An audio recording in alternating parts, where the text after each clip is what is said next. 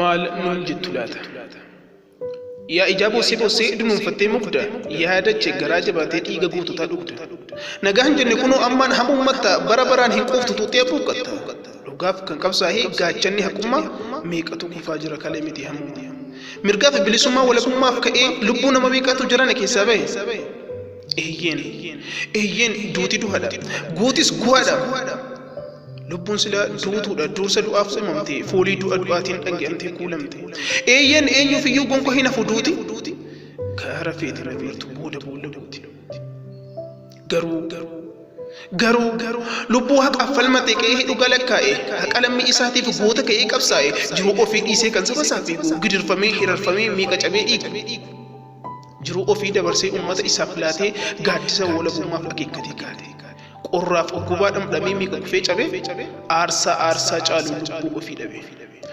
kormee olii bilisummaa fiigu kan waanjoo gabummaa lammii isaarraa diigu kan nyaataaf nyaachisaa dachee isaarraa cabse kan bu'oo gidiraa qe'ee isaarraa dabse birmadummaa lammiif beelaan coollagdanii marrimaan hidhattanii akkas goggodhanii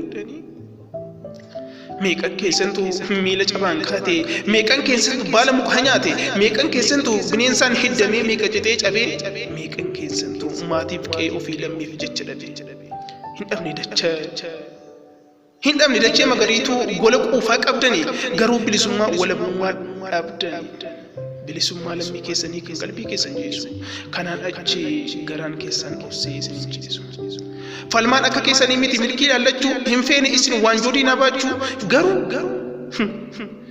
garuu eeyyeen garuu lammiif warii gamtaan isin tasa hin duune dhiiga keessan callisaan dhalate Oromoof duutanii Oromiyaaf duutanii sin jechuun gaachana haqaati siidaan aarsaa keessan wabii keenya har'aati isin utubaadhaa saba keessan eegdanii biyya keessan tiksitu isin jechuun ifadhaaf haadha keessan ibsitu isin jechuun eenyummaa keessan keenyaa dalagaa keessanii kabajamnee teenya isin jechuun kallacha booqaa maalummaa sabaa galmee seenatu hojii keessan tulee qaba qabsoota Oromoo ilmaan Oromiyaa goonfoo ittiin boonnu bullukkoo ulfinaa rasaasa ittiin goonnu Oromoof maqaalaattan dhaloota bilisummaa dhaalchisuudhaaf kaattan guuboo gade diigdan Oromoo ol kaaftanii ofiif immoo jigdan jedhii keessan jigameti isin yoomuu onnee keenya keessa jirtu daandiif maqaa keessanii akeeka lammeeffirtu anaa nyaatu hin jedhu simmiti nan nyaatame kaayyoo keessan gateen jira awwaalame keessan lafeen diina lolee cabe hangaruu harka mara hin jiraattu maqaadhame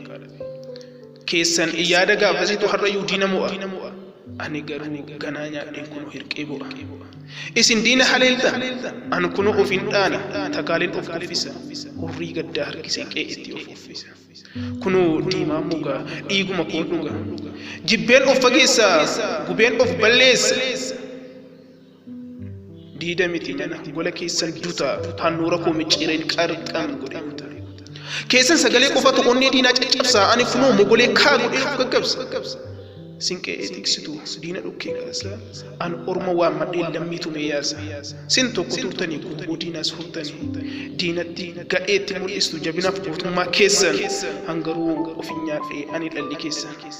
sin qabsooftanii akeektanii mirga koo maalnaan jetture amma anumadhaan diinni koo sanyiin keessan hiree qacamsee wal nyaata yaa guutuu Oromoo isin immoo yoona maal nuun jettu laata amma tamaam